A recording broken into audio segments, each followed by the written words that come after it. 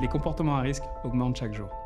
La vigilance diminue, mais le nombre de nouvelles personnes touchées par le sida ne diminue pas au Congo. Dans cette guerre sanitaire contre la maladie, le dépistage est essentiel pour éviter la propagation et est vital pour que les personnes affectées soient prises en charge et bénéficient d'un traitement médical. Aujourd'hui, une personne sur deux au Congo ne connaît pas son statut. Je suis séronégative. Je suis séropositif. Le gouvernement et de nombreuses associations mettent à disposition des centres de proximité avec du personnel soignant et des docteurs prêts à aider, renseigner, dépister, prévenir et accompagner gratuitement. Le dépistage est simple, anonyme, rapide, sans jugement.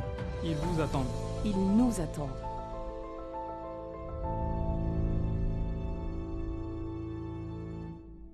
Mesdames, Messieurs, bonsoir. Je vous souhaite la bienvenue à l'émission Carrefour Santé. Normalement, dans le calendrier onusien, le 19 juin de chaque année correspond à la journée mondiale de lutte contre la drépanocytose, instituée en 2008 par les Nations Unies. Et pour ce faire, je reçois ce soir le professeur Alexis Elira Dokekias, hématologue de son état. Il se présentera lui-même pour les autres détails le concernant. Connu, je me nomme Elira Dokekias Alexis. Je suis médecin, spécialiste des maladies du sang, et je suis chef du service d'hématologie au CHU de Brazzaville. Je suis enseignant-chercheur à l'université Marien-Ngouabi, donc professeur titulaire des universités. Je suis le président de la Société africaine d'hématologie et je suis directeur général du Centre national de référence de la drépanocytose Antoinette Sassou Nguesso. Oui, mesdames, messieurs, la meilleure chance dans ce monde est nos enfants. Ils sont notre avenir. Les moments les plus mémorables, la naissance, les premiers mots, les premiers pas, la scolarisation, etc. Mais que se passe-t-il si votre enfant de 2 ans a des douleurs sévères? Sans aucune explication.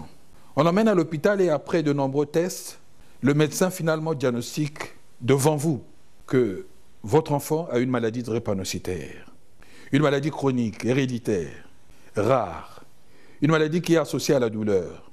Oui, probablement tout le monde tomberait en morceaux. En ce moment-là, on se demande pourquoi. Pourquoi mon enfant?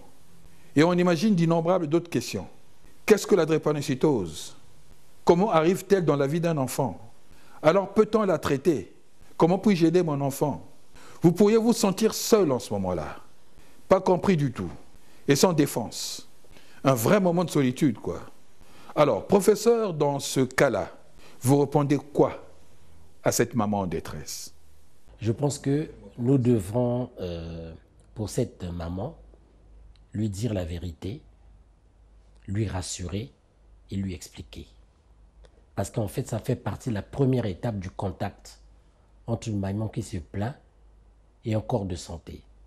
Ce n'est pas l'annonciation de la naissance du Christ, mais ça s'appelle l'annonciation.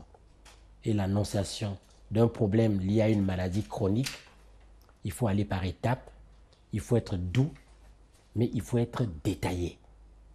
Parce que, autrement dit, si vous ratez cette première étape, il y a une perte de confiance et la maman se perd. Donc cette maman qui vient avec des plaintes qui sont celles-là, vous avez dit son enfant a 2 ans, qui se présente chez nous la première fois et que nous suspectons que l'enfant porte une maladie génétique chronique, nous devons procéder à l'examen complet de cet enfant, comme on a pris, et nous devons faire un prélèvement de sang. Et ce prélèvement de sang au centre de la drépanocytose, en 15 minutes, si l'enfant n'a pas été transfusé dans les 2 mois qui est précédé, ça permet de donner automatiquement le diagnostic de la maladie et dire que l'enfant est atteint ou pas de drépanocytose, notamment la forme qu'on appelle totale. La forme totale, c'est ce qu'on appelle la forme homozygote en termes scientifiques. Donc, dans cette forme qu'on appelle totale, il y a des formes homozygotes qu'on appelle les gens qui sont SS, abusivement, mais c'est réel parce que l'hémoglobine S est là, elle est prédominante et quand elle est quantifiée, elle dépasse 70% du pourcentage d'hémoglobine. Ou alors, ça peut être des gens qui ont des formes qu'on appelle composites. Composite, ça veut dire quoi?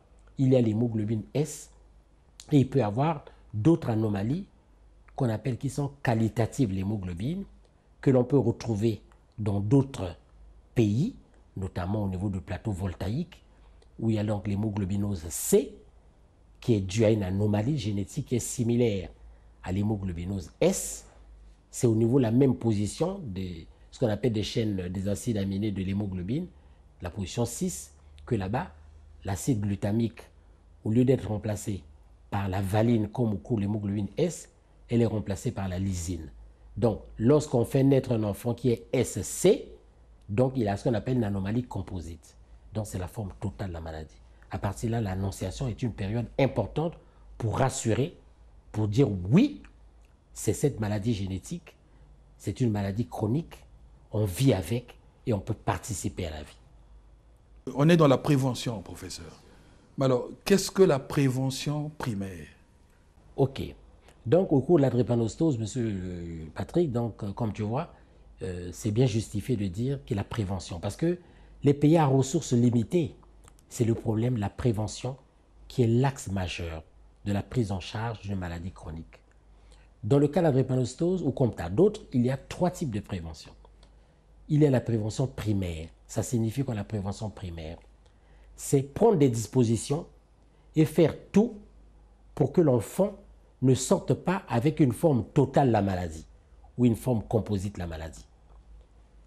Comment faire pour qu'on ne puisse pas aboutir à donner naissance à des formes totales de la maladie? La drépanocytose a des formes qu'on appelle la forme partielle et hétérozygote. Banalement, on dit AS parce qu'il y a le gène A et le gène S. Quand il y a le gène A et le gène S au sein d'un individu, le gène A empêche au gène S de s'exprimer. Et à partir de là, parce que quand il y a le gène S, l'hémoglobine en question s'entrecroise entre elles et ça déforme les globules rouges. Or ici, le A va empêcher cela. C'est pour ça que les gens qui ont des formes hétérozygotes, qu'on dit partielles, ne peuvent pas développer la maladie. Alors, par contre, les formes SS ou les formes composites, c'est-à-dire qui ont un taux d'hémoglobine qui est supérieur à S, là, ça ne peut pas se faire de cette manière. Les gens font des formes, ils développent la maladie. Ils sont symptomatiques. À partir de là, qu'est-ce qu'on fait? Dans le cas des pays comme les nôtres, il faudrait que tous les sujets, en principe à la naissance, tout le monde devait être dépisté de l'hémoglobine S à la naissance de tout enfant. Bon, on n'a pas encore ces capacités de le faire, mais il faut aboutir à ça. Autrement dit, quand on va à l'école ou quand on a des projets de mariage, quand on a grandi, il faut se faire le dépistage pour qu'on connaisse est-ce que vous êtes AS, est-ce que vous êtes AA, donc le sujet normal, ou alors est-ce que vous portez le SS. À partir de là, dès qu'on sait que si vous avez le gène S avec vous, qu'on appelle qui est partiel, si vous croisez un conjoint ou une conjointe qui est AS comme vous, le problème c'est qu'une fois sur 4, vous pouvez faire un enfant qui a une forme totale SS. 2 fois sur 4, cet enfant peut naître comme vous les parents, donc AS partiel, ou 1 fois sur 4, il a un hémoglobine avec un phénotype normal qui est AA. À partir de là, comment faire pour empêcher le SS? Mais c'est donner l'information au sujet à risque, donc ceux qui portent le gène S, qu'attention, votre union peut amener à donner un enfant qui est total SS. Parce que le croisement des chromosomes qui va se faire pendant donc la période de la fécondation, qui va amener à la naissance, est un phénomène de hasard. Donc on ne peut pas déduire que ce monsieur, il va sauter ceci, il saute cet enfant, la prochaine fois ça sera bon ou autre. Non, non, non, c'est pas comme ça. C'est le simple hasard de croisement. Et ce croisement peut faire que vous pouvez avoir également dans la famille, sur 6 enfants, 5-6 sortes SS qui sont totales. Donc c'est un problème, il faut donner l'information au départ. C'est une loterie, quoi. Oui, il faut donner l'information pour que les gens connaissent le risque de donner des formes totales. Comme ça, les gens ont compris, c'est là qu'on a le conseil génétique, qui n'est pas contraignant, mais il faut donner le conseil. La deuxième méthode, elle est scientifique et technique. Les gens se marient, ils sont hétérozygotes ou partiels AS, ils veulent faire un enfant. Il faut leur donner l'information pour qu'ils sachent que, avant que la grossesse ne dépasse 12 semaines, donc autour de 9 à 11 semaines de grossesse, si les conditions éthiques sont réunies, si les conditions techniques sont réunies, on peut prélever des cellules qui proviennent de l'embryon en formation, faire une lecture par biologie moléculaire et connaître au bout de 72 heures après le prélèvement que cet enfant sera SS, sera AS ou sera AA. Et à partir de là, le médecin, son rôle, c'est quoi après avoir fait faire ce prélèvement? Il fait analyse. C'est donner l'information aux parents pour dire l'embryon qui va naître sera comme ceci, comme cela ou comme cela. À partir de là, la deuxième barrière est d'ordre éthique et d'ordre déontologique. Est-ce que nous avons le droit d'interrompre la vie? Vous voyez le risque qu'il y a d'interrompre la vie d'un enfant pour dire non, il est SS, il faut interrompre la grossesse. À partir de là, les raisons culturelles, religieuses, législatives et éthiques vont se poser. Parce qu'on ne peut pas arrêter la vie d'une personne dans ces conditions. Mais si les raisons sont réunies, juridiques et autres, avec des textes qui existent, à partir de là, on pourra proposer à ce couple, voilà ce qu'il faut faire, en tenant compte du profil prochain de cet enfant. Troisième aspect qu'on peut faire pour prévenir ça, c'est les techniques de la science qui ont évolué. On appelle ça la thérapie génique. Ça veut dire qu'on traite les gènes. La grossesse est évolutive. On peut prendre le sang fœtal en formation, le manipuler et transformer ces gènes avant que l'enfant ne vienne à la naissance. On peut le faire avant la naissance, on peut le faire au moment de la naissance. Mais ça, c'est des perspectives qui vont arriver très rapidement parce qu'on a avancé sur le plan de la recherche. Voilà un peu les éléments qui peuvent faire qu'on puisse prévenir, on peut faire cela la prévention primaire de la maladie. La prévention primaire, elle empêchera de faire des formes qui ont des gens qui ont des formes homozygotes ou des formes composites qui seront des formes totales de la maladie qui vont s'exprimer. Mais on ne peut pas faire disparaître le gène S. Parce que le gène S, lui, c'est une mutation, c'est un changement. Il existera toujours tant que la vie existe. Donc, on peut empêcher cela. Maintenant, la prévention secondaire, on va peut-être détailler surtout sur ça. La prévention secondaire. Oui, il y a la prévention tertiaire aussi. Oui. Mais expliquez-nous d'abord en langue la prévention primaire. Voilà. En langue, hein? Parce qu'il y a des mamans qui n'ont pas compris. Voilà. Voilà. Il y a le lingala. Et là, on va benga prévention primaire et alinini. Et elle dit que que drépanocytose il y a misato. Il y a liboso et il y a libato SS. Ou benga forme bato banabana babota ma total.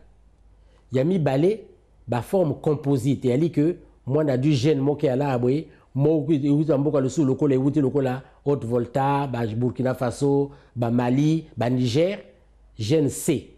Et ça les combinaisons SC wana et elle peut monter le cola total. Mais si au GPS, le coup la mabali bando sala makili kili, takata mboka ce qui est normal, au bali motauti Liban, au bali motauti Inde, au bali motauti, kuna pe bémoglobine musu sope yali.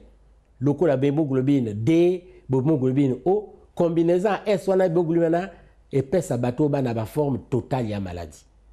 Donc or, moi na abela et comme ma maladie chronique, si a na forme totale ya maladie. Moi na sa na forme partielle, ou yali partielle authentique. Il y a l'hémoglobine, il y a A, il y a normal. Dans l'hémoglobine, il y a S, il y a drépanocytaire. Et ça, là, que moi, je vais à malade, à l'eau, la bateau tout, l'icamboalité. Et moi, je vais au bout de AA, donc l'hémoglobine, AA, il y a l'hémoto, il y a normal. Alors, tout ça, là, ni bongo bana, babima, le cola, catégorie, liboso, il y a ma forme totale. Il y a dans ma méthode Misato. Il y a liboso, obiso, tropez, il y a l'inini. Il y a li, moi, n'attends botama. Mototanga kola, à cause la bilan de santé naie, bayeba, gène ni na ngona katsanzoto. Est-ce qu'il y a AS, est-ce qu'il y a AA? Parce que ça, la nini, oyebi nengo yali, oningo bala, oningo bota. Il faut nenge, moninga mobala ali, et moninga mwasa yali. Est-ce qu'il y a la gène S ou yali T? Mais c'est ebani que moi si ou mobalo ko bala, eva na mwaso mbali. Ana ba gène S, il faut que et ça le hasard. Lors moi c'est dans bal bakutana, tant ba pesa que moi na akobotama, ba gène et kaka par hasard. Et que ça le que moi na abima total. Et que ça la pe moi na abima partiel à malade puis avant na normal. Parce que na vie na biso auto salo obwe, et ali passe mingi parce que na kata mamboka. Lokola mambuyonzi ba kingwe na dolezi na point noir na base côté te consulter, to kuta mama moko yé sur 5 bana boti tout bakaka total. Parce qu'il y a les problèmes d'information. Donc il faut empêcher la forme totale ango. Méthode à diboser à l'émission, il y a qu'on peut sa conseil matéa. Yo basali yo examen. O lingo bala hein. Est-ce que ce sont l'examen électrophorèse d'hémoglobine T ça la nanango. Après bah ko exiger ango soit dans la mairie, mais il faut vendre les réglementer. Si bah ça l'examen, le coup la bus avant tout bal officiellement to botaka, il y a les traditions boka. Mais si vous salez négona, vous yébite, beaucoup bota SS. Donc bah yé pèse à bino conseil attention et ali boye, moi na ko bima boye.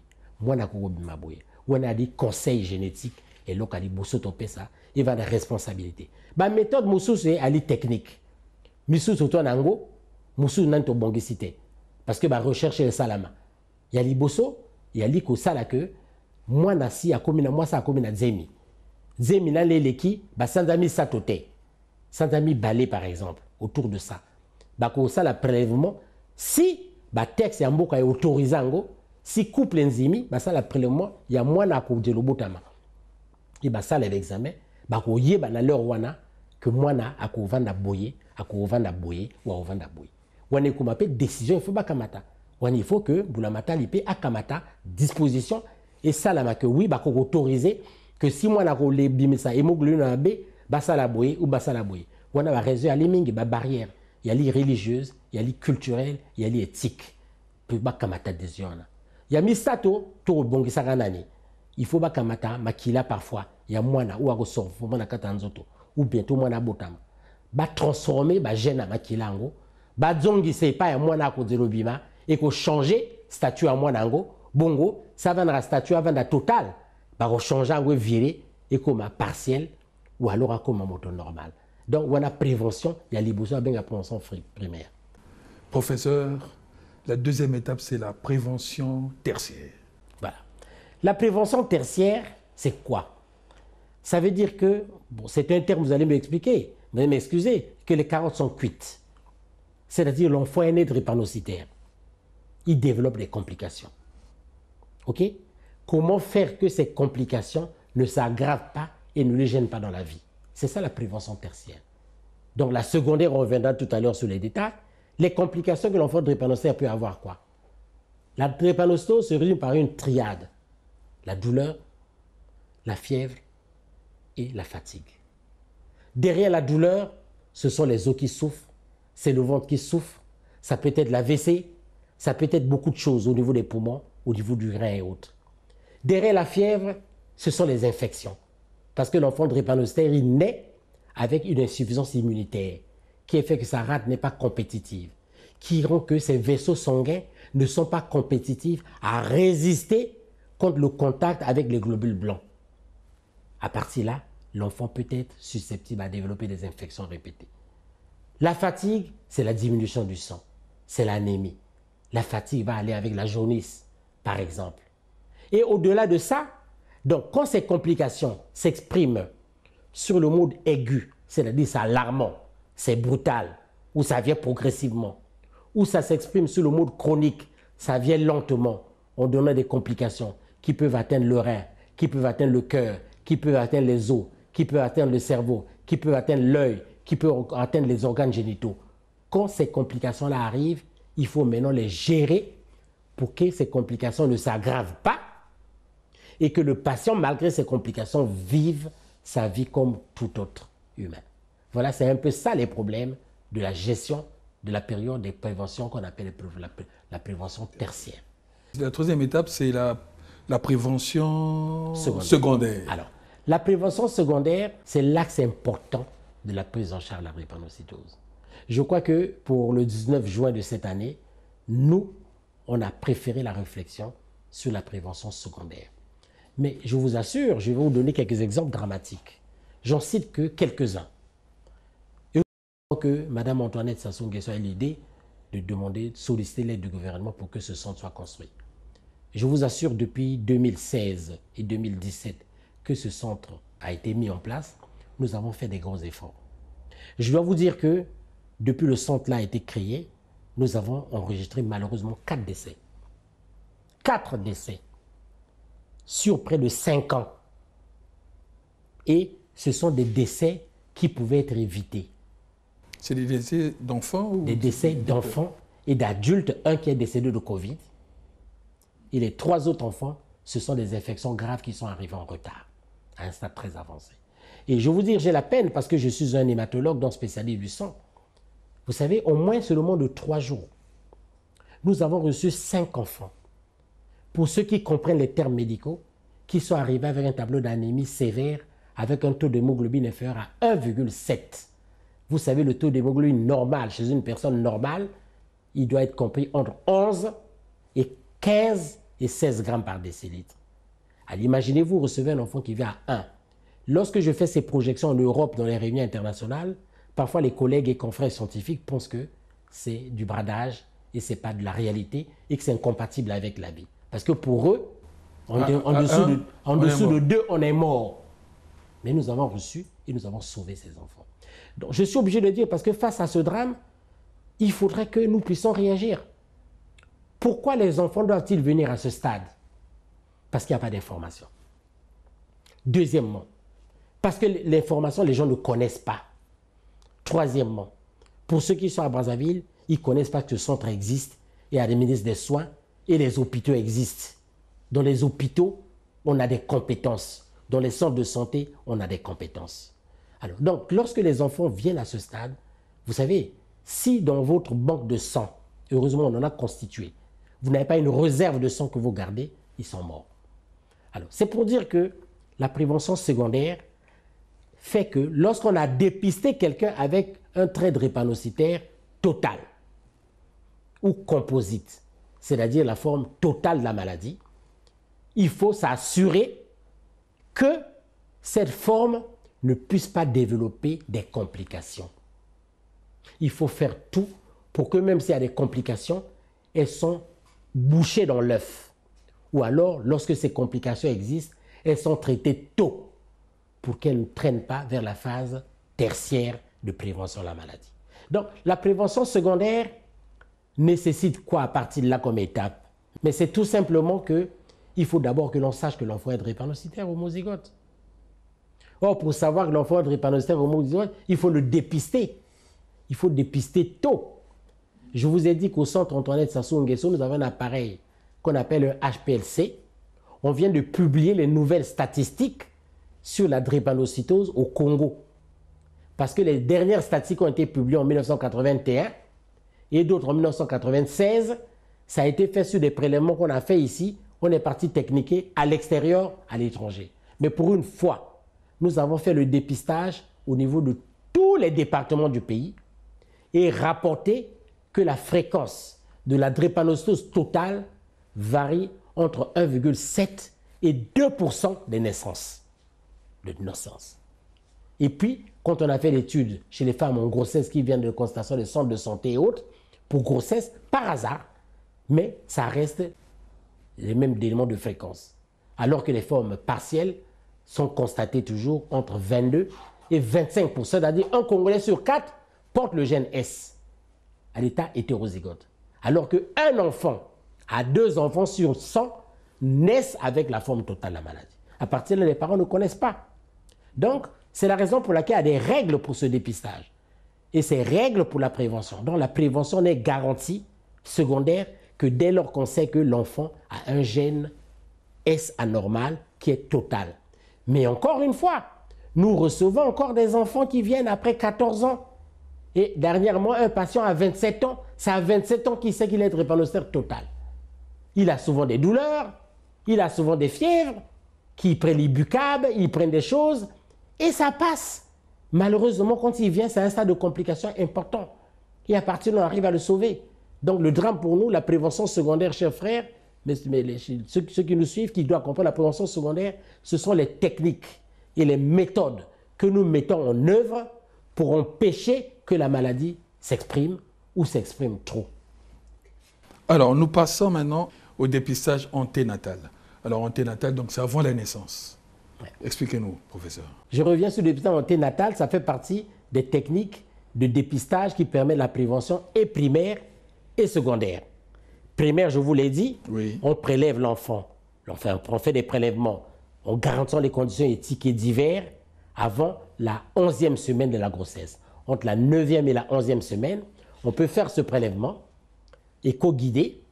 On met donc des cellules à l'intérieur d'un tube qui contient de liquide physiologique. On peut le garder 2-3 jours. On peut l'envoyer dans un laboratoire perfectionné parce qu'on ne l'a pas encore mis en place chez nous. On prélève ici, on peut envoyer en France. Et en France, il peut déterminer. On envoie par avion. C'est valable combien de jours? Pour 3 jours, le prélèvement peut être conservé 3 jours dans ce liquide-là. Et à partir de là, on peut savoir quel sera le profil de cet enfant. Mais ça peut permettre également qu'au cas où ce dépistage est fait, anténatal, les parents savent qu'ils vont s'attendre à tel type de naissance. À partir de là, à la naissance, on va commencer ce qu'on appelle la prévention secondaire de la maladie pour empêcher que la maladie ne puisse s'exprimer. Voilà un peu les éléments de diagnostic anténatal. Nous avons le projet de le mettre en place, mais vous avez dit que dans mon raisonnement, il y a des conditions éthiques et des conditions législatives qui doivent être draconiennes. Parce que, il faut manipuler l'enfant in vitro. Il faudra que l'Assemblée vote la loi sur l'utilisation des substances thérapeutiques d'origine humaine et valide que c'est autorisé. Et deuxièmement, il faut que la famille accorde qu'il faut faire ce prélèvement. Et puis quand ce prélèvement sort avec des résultats, qu'est-ce qu'on fait? Voilà un peu les questions qui sont posées. Donc ça peut se résoudre. Il suffit techniquement ça fait. Nous avons des compétences en formation qui peuvent le faire. On a encore Kiminou qui est parti pour la formation sur ça. Il suffit que les installations soient faites. Ces informations pour ce dépistage ne coûteront pas plus de 75 millions de francs CFA. Et ça permet de faire ce diagnostic prénatal. Alors, l'autre aspect, c'est le suivi. Voilà. Le suivi, ça fait partie des points forts de la prévention secondaire. Je vais prendre les éléments. Nous avons vu un enfant chez une maman qui est venue nous voir. On dépiste que l'enfant a la drépanocytose. S'il y a eu la chance qu'on l'a dépisté en période périnatale, à la naissance, par les techniques que nous faisons, il va falloir que, quand l'enfant arrive vers le 9e mois, on reprenne encore des analyses pour confirmer que ces analyses qu'on a eues à la naissance sont identiques. À partir de là, on fait l'annonciation de la maladie. Et l'annonciation, la prévention secondaire, il y a plusieurs règles.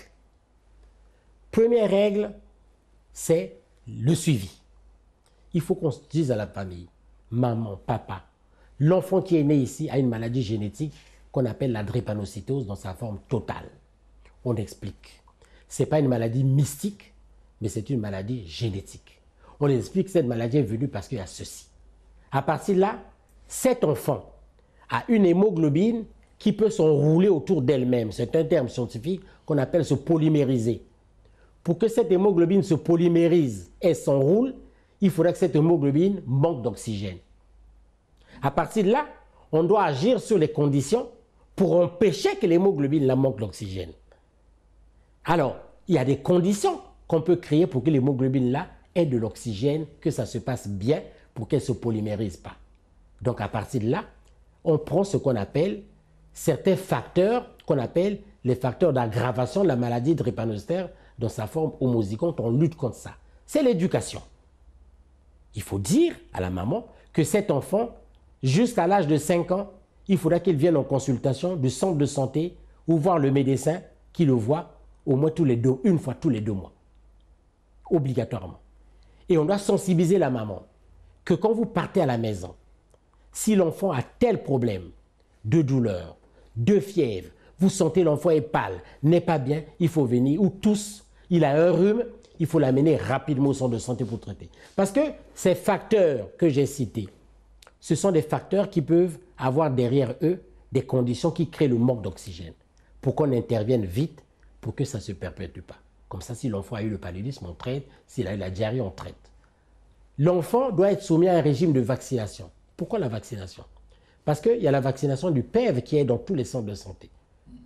Parce que nos mamans, quand ils font le DT-coq polio, le pétacoque à l'enfant, ils font jusqu'à l'heure de 5 ans, après ils abandonnent. Or, il y a des vaccins qu'il faut renouveler tous les 5 ans. Et généralement, à partir de 10 ans, l'enfant n'a même plus le suivi de vaccination. Or, cet enfant doit être correctement vacciné par les vaccins de routine. Puis, comme je vous ai dit, la drépanocytose entraîne une diminution de l'immunité à cause du fait que la rate de l'enfant ne fonctionne pas. Il y a certains microbes qui ont des doubles protections, qu'on appelle des doubles capsules. Ces microbes-là, ça sert à donner un terme scientifique. Je prends seul qu'on appelle le streptocoque pneumoniae, qui entraîne des infections pulmonaires ou des infections qui peuvent être méningées ou généralisées. Lorsque quelqu'un est drépanocytaire, sa rate manque de produire une protéine importante dans le cadre du fait qu'il y a un déficit immunitaire dans cette maladie. Or, cette protéine, c'est elle seule qui est capable de manger la membrane de ce microbe pour empêcher que ce microbe entraîne les dégâts. Donc, par conséquent, il faut faire la vaccination obligatoire contre ce microbe qu'on appelle le streptocoque pneumoniae. Il faut faire aussi la vaccination contre le méningocoque. C'est un microbe qui entraîne des méningites. souvent de la zone sahélienne, mais chez nous également, il y en a. Il faut faire la vaccination contre l'hépatite B. Pourquoi? Parce que l'enfant qui a la drépanocytose fait l'anémie. Il peut avoir un risque de transfusion. Si on doit transfuser dans un centre où, par exemple, les examens n'ont pas pu détecter l'hépatite B, mais cet enfant peut avoir l'hépatite B. Et vous savez, l'hépatite B peut entraîner à la longue des cirrhoses du foie, peut entraîner des cancers du foie. Donc, il faut garantir un tableau de vaccination. Autre aspect, il faut l'hygiène de vie de l'enfant. Les dents doivent être propres, la bouche doit être propre, la nourriture doit être bien préparée, bien cuite. Il faut garantir que l'enfant prenne beaucoup d'eau pour soi. Parce que l'eau que cet enfant prend, ça permet de rentrer dans les tuyaux où passe le sang et ça permet de diluer le sang pour que ce sang ne soit pas rigide et n'entraîne pas des phénomènes qu'on appelle de falciformation dont j'ai parlé tout à l'heure avec des crises et des conséquences qu'il y a. Il faut éviter certaines choses qui empêchent l'oxygène, comme le froid. Nous sommes en saison sèche. Le nombre d'enfants que nous recevons au centre là-bas qui viennent pour des crises de douleurs, qui viennent pour des rhumes, pour des grippes et autres, ils sont nombreux parce que les enfants ne se protègent pas. Donc, il faut les protéger contre le froid. Il faut limiter la pratique du sport intense. On reviendra peut-être dessus. Parce que si le sport est fait de façon très intense, ça hyper-consomme l'oxygène. Donc, l'oxygène fait que ne peut plus circuler correctement. Et si ça ne circule pas correctement, pour un sport hyper intense, mais l'enfant peut avoir des conséquences de la maladie. Il faut que l'enfant dorme bien. Il faudra que cet enfant ne soit pas stressé. L'enfant de drépanocytose, on ne doit pas le blâmer. Et vous comprenez, certaines jeunes filles, drépanocytaires ou enfants, à la pause des examens, tremblent. Il faut un stress et ils viennent pour des crises de douleur parce que le stress là contracte les vaisseaux sanguins et ça empêche la circulation d'oxygène. On ne blâme pas l'enfant drépanocytaire. Il faut l'éduquer, l'enfant drépanocytaire. Il faut donc des attitudes de vie importantes, que l'enfant dorme dans une moustiquaire, de jour comme de nuit quand l'enfant a moins de 5 ans. Inutile de prendre l'enfant qui est là. Vous avez du travail, vous le balancez sur le divan. Non, il faut le mettre dans une moustiquaire. Parce que le paludisme, chez nous, est la première cause qui entraîne les crises d'anémie, qui entraîne les crises de douleur chez l'enfant drépanocytaire. Comme le traitement du paludisme préventif n'existe pas, le seul traitement préventif actuellement, c'est les mesures physiques.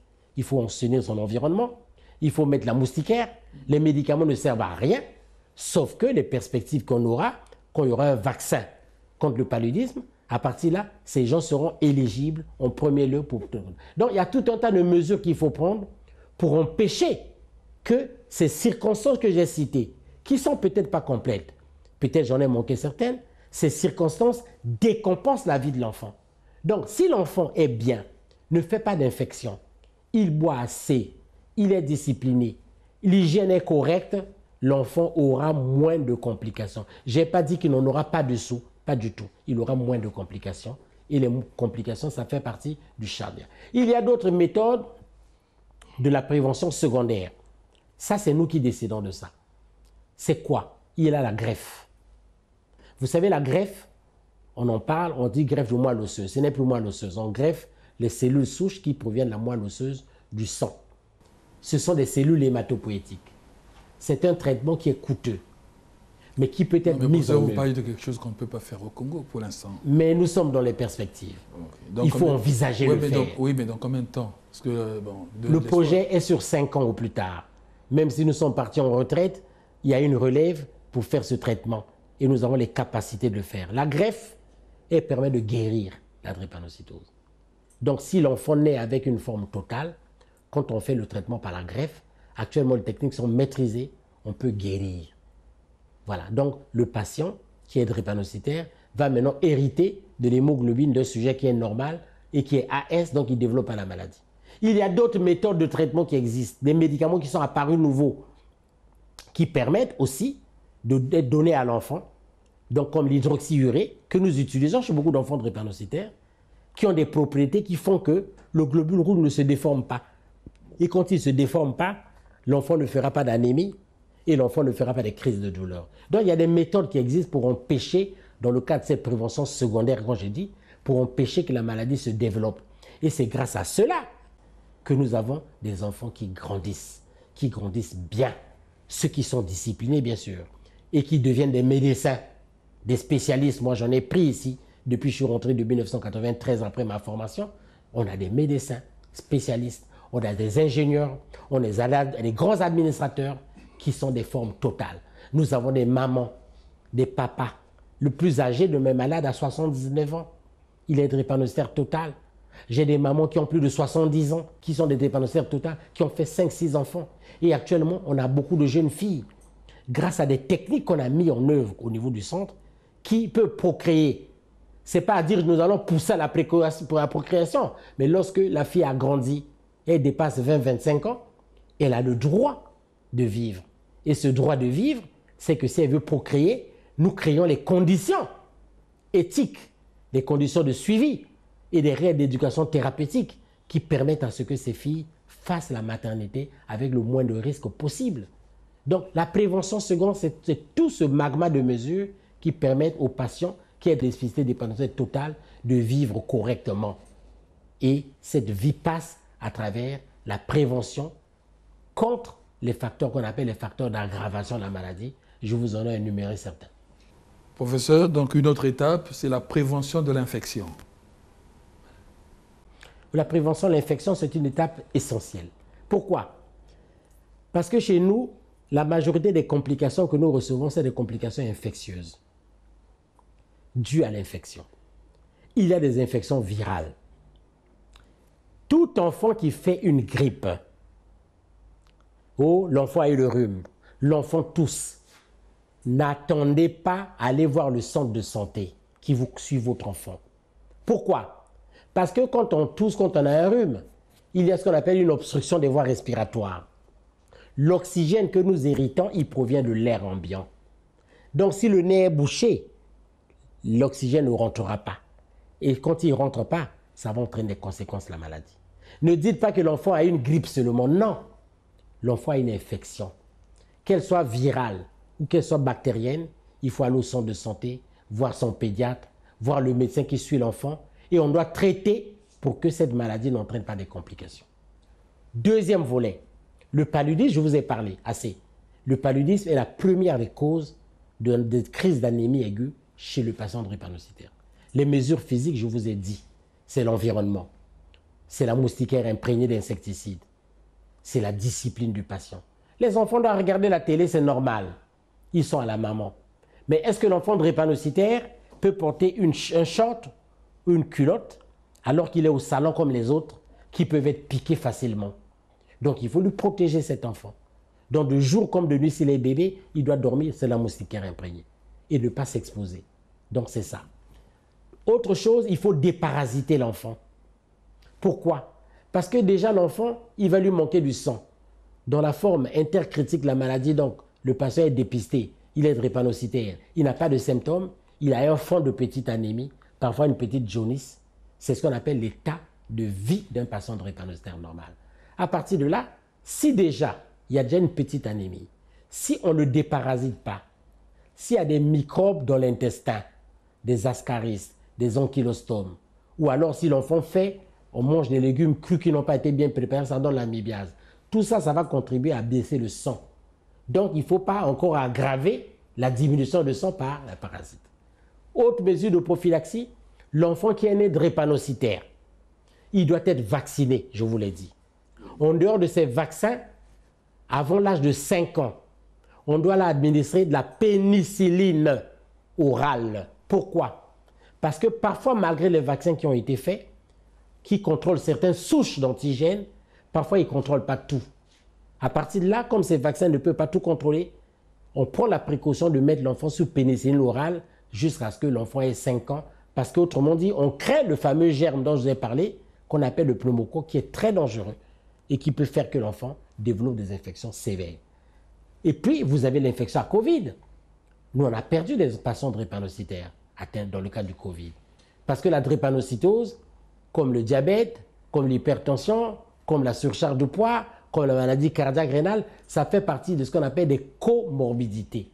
Donc, lorsque on a l'infection à Covid qui est associée à une comorbidité comme la drépanocytose, ça peut être une forme grave.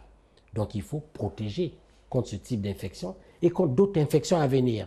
Donc, la prévention anti-infectieuse est importante dans le cadre de la prise en charge de l'enfant drépanocytaire. Et c'est une mesure importante dans le cadre de la lutte et maintenir contre la prévention sur la prévention secondaire. L'hygiène de vie, Si l'enfant a des dents qui sont mauvaises, vous donnez trop de bonbons à l'enfant, ça a abîmé la carte dentaire de l'enfant. Il y a des trous à l'intérieur. Quand un microbe rôde par ces trous, il va où? Dans le sang et dans l'os. Il peut entraîner des complications de la maladie. Si on a préparé une nourriture qui n'est pas bien cuite, l'enfant, quand il fait la diarrhée, il vomit. De le drépanocytaire, ça a deux problèmes. Le premier, c'est qu'il perd de l'eau par la diarrhée et quand il vomit. Deuxième, l'infection rentre et va dans le sang. Mais ça va détruire le sang et ça va entraîner des conséquences. Donc les mesures de prophylaxie anti-infectieuse étant importantes, elles constituent le socle de le cas de la prise en charge de l'enfant pour que l'enfant puisse avoir une vie normale. Et puis, il y a une mesure qui existe qu'on appelle l'éducation thérapeutique personnalisée. C'est quoi ça? Le patient drépanocytaire, quand il grandit, il devient adolescent, ou alors encore dans l'enfance, il faut échanger avec les parents sur son plan de vie. Parce que l'enfant doit comprendre que lui, il ne peut pas faire ça comme les autres. Il ne doit pas faire ceci. C'est une discussion permanente. À nos consultations, quand on voit les enfants là-bas tous les 2, tous les 3 mois, c'est le même message qu'on doit faire passer. Il faudrait qu'il connaisse son plan. Non, professeur, moi j'ai 22 ans, j'ai un petit katami, je souhaiterais faire un enfant. Mais il faut partager ça, calmement, dans la sérénité, et organiser que cette grossesse arrive, et organiser la prise en charge de cette jeune parturiente qui est drépanocytaire totale, pour qu'elle mène sa grossesse à terme sans problème. Donc par conséquent, ça fait partie des règles d'éducation. Est-ce que cet enfant drépanocytaire n'est pas assez bien nourri, par exemple? Il faut lui donner des vitamines nécessaires pour qu'il prenne du poids. Vous avez des patients drépanocytaires, des jeunes filles, qui jusqu'à l'âge de 19 ans, 20 ans, 22 ans n'ont pas vu les règles et les seins paraissent encore petits. Pourquoi? Mais c'est parce que ces enfants, durant leur vie, on les a laissés trop anémiques. On les a laissés avec un taux d'hémoglobine trop bas. Et les parents, ils disent quoi? Ils viennent, ils disent non, professeur, cet enfant tolère son anémie, il est bien. Nabounba Transoyani. Il va rester seulement comme ça. Mais ils ne comprennent pas que lorsque le taux d'hémoglobine est bas, ça entraîne des complications. Ça entraîne la complication du cœur, l'insuffisance cardiaque. Quand on a l'insuffisance cardiaque, c'est que le cœur devient insuffisant. On ne peut plus rien faire. Si on ne greffe pas le cœur, la personne mourra d'insuffisance cardiaque. Ça peut altérer le rein. Si le rein est atteint, à défaut qu'on ne peut pas le dialyser, la personne meurt. Le drépanocytaire fait des AVC. Depuis l'âge de l'enfance. Pourquoi il fait des AVC depuis l'âge de l'enfance? Soit parce qu'on l'a laissé trop anémique, soit parce qu'il y a des déformations au niveau des vaisseaux qui font que, dans les crises que l'enfant fait, drépanocytaire, si on ne dépiste pas que l'enfant a des anomalies vasculaires qui sont situées proches des vaisseaux de la carotide, de l'artère cérébrale, ce sont des termes scientifiques, ce sont des branches d'artère qui vont au niveau du cerveau, dès qu'on dépiste que les vitesses de circulation du sang au niveau de ces vaisseaux sont élevés, on commence des méthodes de traitement préventifs qui empêcheront à ce que l'enfant fasse l'AVC. Sinon, ne vous étonnez pas, l'enfant a 1 année, bras cassés, jambes cassées, peut-être les parents vont dire qu'on a tapé le marteau sur la tête. Ce n'est pas le marteau sur la tête, c'est un AVC qui est la conséquence d'une mauvaise prise en charge de la maladie. Il faut éviter cela. C'est ça la prévention secondaire. On fait des examens, notamment une échographie Doppler transcrânien, on dépiste l'anomalie et on met sous traitement préventif. Et dans ces traitements préventifs, on fait ce qu'on appelle des échanges de sang. L'échange de sang, c'est quoi? C'est une technique qui permet d'enlever un peu de sang chez le patient drépanocytaire et lui mettre du sang neuf qui est normal. Ça permet quoi? 1. De corriger l'anémie de l'enfant. Si l'enfant avait 6, 7 d'hémoglobine, quand on fait 3-4 séances d'échange, il peut monter à plus de 10 d'hémoglobine, donc devenir une hémoglobine normale, et on diminue l'hémoglobine S totale.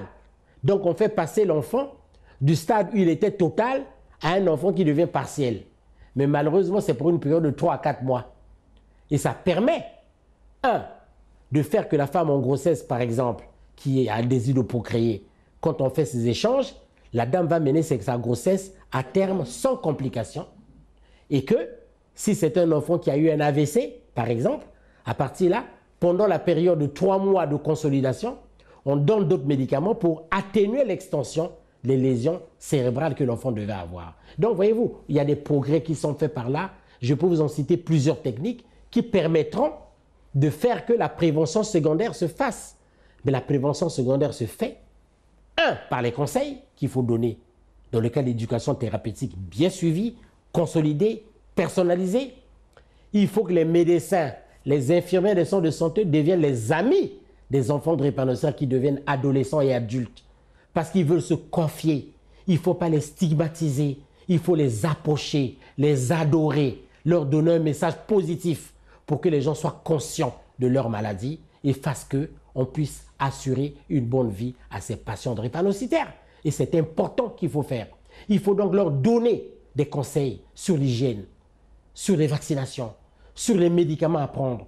Et Dieu sait, il y a des nouveaux médicaments qui sont apparus, qui existent, qui sont maintenant chez nous au centre pour lesquels on peut donner. Parce que vous savez, la tentation qui est là, des grands intellectuels que nous sommes, on a un enfant drépanocytaire, on vient au centre, ah non, peut-être on pense ça comme honteux. Ah non, professeur, il faut évacuer mon enfant en France. Il faut évacuer mon enfant là. Mais évacuer, alors que les conditions de prise en charge que nous donnons sont maximales. S'il faut évacuer, c'est qu'il y a un traitement que nous ne pouvons pas faire. À partir de là, c'est indiqué. À partir de là, on demande à l'État congolais d'assurer la prise en charge de l'enfant pour que l'enfant aille faire des soins là-bas. Mais je crois que la majorité d'entre nous sont là, non, on veut évacuer parce qu'on veut faire disparaître de la cité, dire non, lui n'a pas d'enfant qui est drépanocytaire, qu'il soit ailleurs, qu'on ne sache pas. Or, ce n'est pas ça la prise en charge de l'enfant drépanocytaire. La prise en charge, c'est la concertation avec les médecins. Et c'est là où je vais terminer sur le point de la prévention, c'est la formation des cadres de santé. Les cadres de santé doivent s'approprier les règles que j'ai données ici de façon globale. Et nous ne cessons de les répéter. Nous faisons des fiches techniques pour que les cadres de santé ne disent pas « Ah, professeur, moi je vais constater les drépanocytaires, je vais gagner quoi ?» Un cadre de santé n'est pas fait pour ça. Il est fait pour les maladies chroniques de s'investir intellectuellement, de façon responsable, pour rassurer l'autre qui est en difficulté, pour l'amener vers une vie meilleure. Je crois que moi, j'ai le sentiment le plus heureux que je vous dis. Je n'ai pas dit que tout le monde va devenir comme moi. Je ne suis pas non plus le plus suprême. Il y a d'autres qui connaissent mieux que moi. Je suis content quand je vois des jeunes filles que j'ai prises depuis l'âge de 2 ans qui ont donné naissance à des enfants qui sont des formes hétérozygotes de la maladie. Je suis content de faire qu'un patient drépanocytaire qui était parfois en difficulté, il est en banque, il est cadre, il est administrateur, il est infirmier, il commence à soigner les autres qui sont drépanocytaires. Il est médecin, il commence à soigner les autres qui sont drépanocytaires. Je suis le plus heureux et le plus comblé. Dieu seul sait, personne n'a une vie éternelle ici. On finit par partir un jour et se faire remplacer. Jésus l'a fait, donc personne ne doit rester de façon immuable.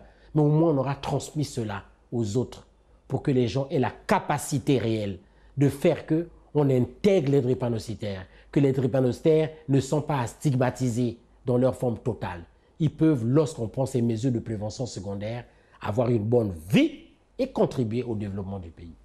Parlons des complications aiguës, professeur. Voilà. Les complications aiguës de la drépanocytose, il y en a, je vais les situer. La première, ce sont les complications liées à la diminution du sang, qu'on appelle l'anémie. L'enfant était suivi. Au centre de la drépanocytose, il a une fiche. Dans cette fiche, nous notons son taux d'hémoglobine de base. On met par exemple l'enfant avec 8 d'hémoglobine. Quand cet enfant vient dans le centre, parce qu'il est suivi, quand il chute à 5 d'hémoglobine, c'est qu'il s'est passé un problème. Donc c'est une complication aiguë. Parce que lui, il vivait avec 8 d'hémoglobine. Quand il a chuté à 5, quand vous interrogez cet enfant, il dit non, professeur, quand je vais pisser, les urines sortent comme du Coca-Cola, ça sort rouge. OK? Et à partir de là, vous posez la question, non, j'ai d'abord fait la fièvre, je toussais ou j'avais un rhume. Vous trouvez cette histoire-là. Donc ça s'appelle des complications aiguës qui sont liées à l'anémie.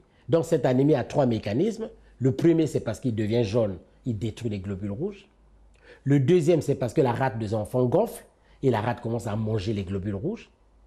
Et la troisième, c'est parce que la moelle osseuse devient paresseuse. Parce que soit l'enfant ne prenait pas assez de la vitamine qu'on appelle de l'acide folique, parce que quand il détruit ces globules rouges, l'acide folique est éliminé et n'est pas retenu en réserve de l'organisme. Donc si l'enfant ne prenait pas régulièrement l'acide folique, il tombe dans un état scientifique qu'on appelle sous nous un état foliaprive et la moelle devient paresseuse. Et à partir de là, il perd de ne plus produire des globules rouges. C'est une complication en termes scientifiques qu'on appelle l'érythroblastopénie. Mais cette érythroblastopénie peut également être causée par un virus qu'on appelle le parvovirus B19. Ça, c'est donc l'anémie. La deuxième complication aiguë, ce sont les crises aiguës vasculo-occlusives. C'est quoi? Ça veut dire que les vaisseaux sanguins de l'enfant drépanocytaire sont altérés et les globules rouges qui circulent vont s'agglutiner dans les petits vaisseaux sanguins et bouchent la circulation. Et quand ça bouche la circulation, si c'est au niveau des os, ça entraîne des douleurs qui peuvent commencer dans le dos, qui peuvent venir aux membres et qui peuvent faire que, par exemple, le bras gonfle, la main gonfle du bébé, la maman vient, la maman peut penser que l'enfant était tombé. L'enfant n'est pas tombé, c'est un gonflement qui est une conséquence de cette crise. Et ces complications aiguës qui sont vasculaires peuvent aussi se manifester sur l'AVC, je vous ai dit. Peuvent également se manifester au niveau du sexe du bébé, notamment de l'enfant, pas seulement le bébé, du grand enfant, notamment le pénis de l'enfant. L'enfant fait ce qu'on appelle une érection douloureuse. La nuit, le pénis devient en érection, l'enfant crie, pleure. Parfois, il a peur de dire aux parents. Il est gêné parce qu'il est 12 ans, 14 ans, 15 ans. Il a peur de venir dire. Il se gêne. Mais le moment, c'est que le délai de la prise en charge dépend du début de ce priapisme qu'on appelle le priapisme aigu. Et quand ils viennent avant les 6 heures, rapidement, on prend un butterfly, une petite aiguille, on pique au niveau des vaisseaux caserneux avec un garrot qu'on fait et on injecte un produit, puis on obtient la détumescence. C'est difficile à traiter quand l'enfant a gardé ça pendant longtemps. À partir de là, on commence à donner des petits médicaments ou on va même sur des champs de sang. Ce priapisme peut durer combien de temps? Il peut durer beaucoup de jours. Et l'enfant a une érection douloureuse parce que, vous voyez, moi j'étais jeune étudiant à l'université Maria-Wabi, autour de la première et deuxième année de médecine, où quand on va à Wenze, je n'étais pas encore étudiant, quand on a amené un enfant drépanocytaire au CHU, une personne de 20 ans, 30 ans, les gens ne savaient pas qu'elle a la drépanocytose. En érection douloureuse, tout le monde fuyait. Et ça agitait tout l'hôpital général de Brazzaville à l'époque. Mais c'est une complication, ils ne comprenaient pas. Et ça peut se voir également dans d'autres pathologies. Mais ça, c'est une complication aiguë qui est une complication vasculo-occlusive. Vous avez encore une autre complication aiguë sur le plan vasculo-occlusif qu'on appelle le syndrome thoracique aigu. Oui, l'enfant a des douleurs dans la poitrine. Parfois, il peut tousser. Subitement, il commence à mal respirer. Parce qu'il y a aussi l'obstruction au niveau des vaisseaux qui colonisent les lobules au niveau du poumon. Et à partir de là, si quelqu'un ne peut pas identifier ce syndrome thoracique aigu, ça entraîne la mort de l'enfant. Et il y a d'autres complications aiguës qui existent, qui sont également vasculo-occlusives. Le troisième lot de complications sont les infections, on en a parlé. Les infections aiguës, ça peut être quoi? L'enfant fait une infection pulmonaire aiguë. L'enfant fait une méningite. Dieu seul sait les efforts qu'on a faits dans les services de pédiatrie de nos hôpitaux ailleurs pour vacciner les enfants et pour diminuer le nombre de méningites. Nous, quand on était étudiants en médecine interne, on recevait beaucoup d'enfants avec des méningites purulentes qui gardaient des séquelles ou qui mouraient. Donc, voyez-vous, donc on a fait un effort important concernant donc ces complications infectieuses. On a fait un effort qui sont des complications aiguës. Ça fait partie. Et d'autres complications aiguës, mais ça peut être la mort d'organes. L'enfant atteint de drépanocytose en dehors de l'AVC, il peut faire une crise cardiaque. L'obstruction des vaisseaux, là, ça peut se faire les vaisseaux des coronaires. Ça peut se faire au niveau du rein. Ça entraîne un infarcissement. Enfin, le fait que la nécrose au niveau des reins peut se faire parce qu'il y a bien sûr ces complications aiguës. Voilà, c'est ce qu'on appelle des complications aiguës. Mais ces complications, les crises douloureuses, tout ce qu'il y a, on arrive à les manager pourvu que les patients viennent tôt. Mais quand ils viennent tard, ça fait des infections. Et en plus, les infections, j'ai oublié, les infections osseuses. Les infections osseuses, chez le drépanocytaire, soit c'est le fait que les complications, j'ai dit, des crises douloureuses n'ont pas été bien en charge correctement. Et il se forme un bouillon là-bas pour faire de telle sorte qu'on puisse avoir un infarcissement qui aboutit à des infections osseuses. Ou alors parce qu'il y a des microbes, comme le staphylocoque, que vous connaissez, qui peut provenir de la peau ou de la nourriture qu'on mange. Ou alors d'autres microbes qu'on appelle le salmonelle. Ce sont des microbes, des grammes négatifs, qui peuvent passer par l'intestin ou par les urines, qui vont aller coloniser les os et peuvent entraîner la fragilité osseuse.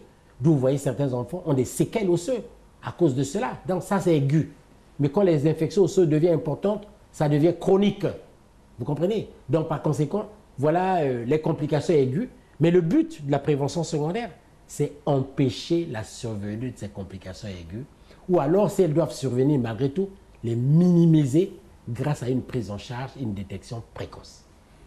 Alors, votre conclusion, professeur? La conclusion, c'est de dire que je crois que le slogan de la drépanocytose, l'espoir est permis, et cet espoir est de plus en plus permis. Je veux vous le dire parce que le centre fait beaucoup ce qu'il peut, dans la limite des possibilités, et nous profitons toujours de ces moments importants de célébration pour lancer les messages de prévention, pour que les gens comprennent que l'enfant, quand il a la drépanocytose, ce n'est pas un mythe. On ne peut pas venir dire non à Koufa Lobby. On ne peut pas le dire parce que nous avons des adultes drépanocytaires qui vivent et, comme on a dit, qui procréent. Il n'y a pas de problème. Voilà un peu le message que je donne. C'est un message d'espoir. Mais la prévention secondaire, elle doit continuer à être au centre de la prise en charge pendant les années qui viennent. Pourquoi? Parce que malheureusement, il y a toujours des enfants drépanocytaires totales qui naissent. On ne peut pas dire qu'on abandonne ce volet. On doit se focaliser sur le primaire, mais ça, il faut vraiment éduquer, éduquer, éduquer. Voilà. C'était le professeur Alexis Elira Dokekias, dans le cadre de la sensibilisation contre la drépanocytose. Je vous dis au revoir et à la semaine prochaine, si vous le voulez bien. Merci. Voilà. C'était